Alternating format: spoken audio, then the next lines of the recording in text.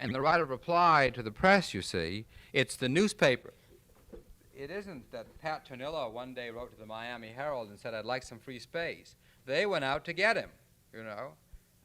They wrote 2 editorials against him.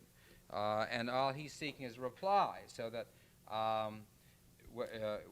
if you're suggesting that rather than give him space, they just wouldn't mention him at all, I don't know. That would really put them to it, you know. You'd have to decide whether condemning your adversary or ignoring him was the better path. Do you really think that that editors look at things that way? I don't know.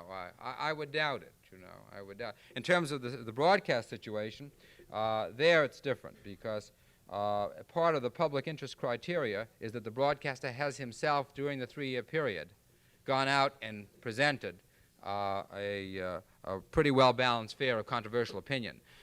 If he never puts any on, then he's going to be in trouble at renewal time if some citizen group says that he hasn't done an effective job. So that because broadcasting is a limited access medium and because of the limitation of the spectrum problem, I don't think it's as much of a problem.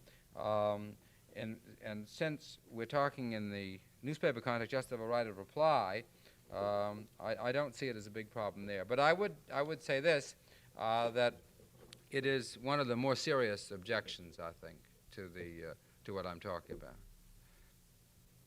Thank you very much. All right, it's my pleasure. Enjoyed talking with you. Right. Okay.